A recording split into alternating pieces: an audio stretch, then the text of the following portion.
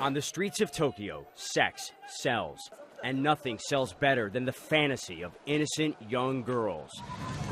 We found something far less innocent in a place that caters to young people, a comic book store. That's blood right there. We're shooting this story with hidden cameras to show you what's being sold here. Magazines and videos so graphic, so sexually explicit, we turned our undercover cameras off. But everything for sale here is legal because these graphic images are on comic strips. A lot of the things that we just saw in that store were really disturbing. These were cartoons, but really they were pornographic illustrations of young girls engaged oftentimes in violent sex with older men. A new bill in Japan outlaws the possession of child pornography, like most other industrialized countries. But graphic cartoons, even ones showing kids being raped, will stay legal. Why?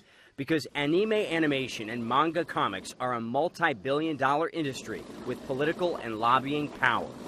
Are you concerned that this animated child porn could lead to criminal behavior?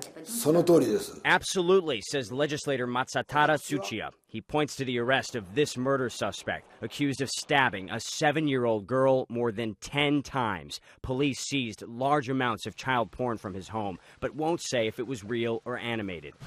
Tsuchiya wants to outlaw anything portraying sexual violence against kids. I believe this kind of terrible material is not protected under freedom of expression, he says. It should be banned. Why did you decide? One of Japan's most famous cartoonists disagrees. Ken Akamatsu lobbies lawmakers on behalf of the Japan Cartoonists Association. He says censoring content violates freedom of expression. Actual children suffering and crying is not acceptable, he says, but manga doesn't involve actual children, so there are no actual victims. He points out even some of his own art features teenage girls in sexual situations. But these are not children and they're not being raped. There's a big difference. There is an argument that manga like that will induce child sexual abuse, he says, but there's no scientific evidence. If it's scientifically proven, he says, we're totally ready to cooperate. The victims are getting younger and younger. Shihoko Fujiwara runs Lighthouse, a nonprofit for exploited children. As young as 1 or 2 years old, they are being victimized.